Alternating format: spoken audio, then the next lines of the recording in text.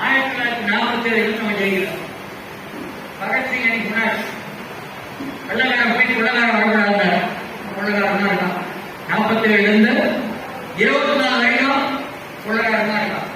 மாற்றி மாற்றி வேற யாரும் ஒழிய நம்ம வரவே இல்லை. நான் இதை எதுக்கு சொல்றேன், நாம தான் எப்பவும் தோப்போம், அவங்க எப்பவும் ஜெயிப்பாங்க இல்லை. நிறைய தோல்விகள் வரும். இப்போ ஜூம் காட்டி அப்படியே உசுப்பேற்றி இயக்கம் நடத்த முடியாது, நடத்தல. அப்பட்டமா இருக்கிற விஷயங்கள் பார்க்கிறோம். மனநிலை ரொம்ப வாழ்க்கை ரொம்ப முக்கியமான விஷயம் என்னன்னா புரட்சி. புரட்சி குமாரசாமி எழுதினா புரட்சி விடாது, கம்யூனிஸ்ட் கட்சி எழுதினா புரட்சி விடாது, பாரதிய பேசினாருன்னா புரட்சி விடாது. சார்பு இருந்தாலும் சொல்றாரு, நம்மளோட கனவு கம்யூனிஸ்டுகள் இருக்காங்க, இவங்களோட கனவு ஜனங்களோட கனவா மாறும். ஜனங்களோட கனவா மாறணும்னா ஜனங்கள் மத்தியில வேலை செய்ய பல்லாயிரக்கணக்கான தோழர்களின் கனவா மாறும். அதுதான் ரொம்ப முக்கியமானது. இப்போ அது ரொம்ப முக்கியம் என்னன்னா நம்மளோட கனவு, மக்கள் கூட்டத்தின் கனவு, உழைக்கும் மக்களுடைய ஒரு பெரும் பகுதியினுடைய கனவு. நான் சொல்ல வந்ததுல கொஞ்சம் அப்படி இப்படி மாறிச்சு. நியாயம் பத்தி சொல்ல வந்தேன். நியாயம் பத்தி சொல்ல வந்ததுல ஜிம்கானா கிளப். இந்த ஜிம்கானா கிளப்ல போய் நிக்கிறோம். அந்த நீதிபதியோட கொஞ்ச நாளைக்கு ஒரு பெரிய சண்டை. ஆனா கிளப்பு கேஸ் போய் நிக்கிறோம்.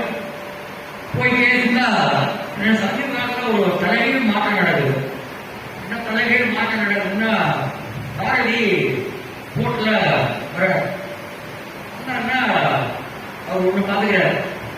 கொஞ்சம் அவரு அனுபவசாலியாகவும் நான் கொஞ்சம் அவசரப்படாமல் இருக்கணும்ன்றது அவருடைய அலுவலக வழக்குகள் அப்படிதான் பொறுப்பா இருக்கணும். அவர் செய்யறத ரொம்ப கரெக்ட் சொல்லுவாங்க. கோபப்படக்கூடாதுன்றதுக்கு என்ன கொஞ்சம் ஆற்றுப்படுத்துறாரு, நிதானப்படுத்துறாரு. கொஞ்சம் சில சமயம் என்ன சொல்றாருன்னா கொஞ்சம் பேசாம இருக்கேன்னு சொல்றாங்க. பேசாம இருக்கேன்னா நீங்க கவர்மெண்ட் சொல்றது இல்லை, இது வேற விதமான பேசாம இருக்க. அப்படியே ஜட்ஜி படிச்சு வந்தாங்க. ஜட்ஜி நம்ம சாதகமா தீர்ப்பு கொடுக்க போறாங்க. நம்ம ஏதாவது பேசி அவரை கொஞ்சம் ஒரு உலசல் சொன்ன மாதிரி என்ன நடந்துச்சுன்னா அந்த நீதிபதி படிச்சு வந்தாங்க.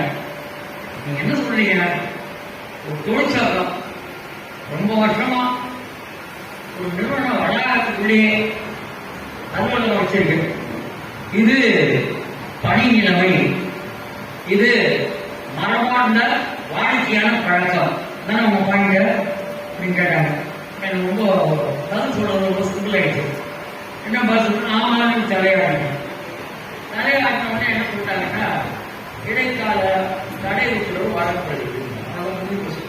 இது எவ்வளவு நான் பேசுறேன், இன்னும் பேசவே இல்லை.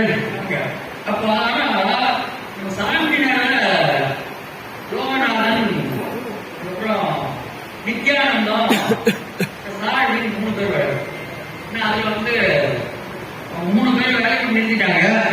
அதுக்கு ஹைகோர்ட்ல இந்த காலத்துக்கு பிறகு 1.5 மணி நேரம் 1.5 மணி நேரம் பேச 2 மணி நேரம் அந்த அளவுக்கு பேச வேண்டிய வந்துருந்தீங்க. ஒவ்வொரு வழக்கு அது மாதிரி நேரம். இங்க எனக்கு என்ன பண்ணுதுன்னா அப்படியே கொஞ்சம் எப்பவுமே ஒண்ணு பாத்துக்கணும். ஓரளவுக்கு நம்ம இயக்கத்துல ரொம்ப ஆறுதலும் மகிழ்ச்சி என்னன்னா பாரதி ஓரளவுக்கு விஷயத்துல முன்ன வந்துட்டாரு. ஜனங்க எப்படி இருக்காங்க, தோழர்கள் எப்படி இருக்காங்க, தோழருடைய மனநிலை எப்படி இருக்கு, தோழருடைய உடல் மொழி எப்படி இருக்கு, இதெல்லாம் கவனிச்சுட்டு தான் பேசணும்.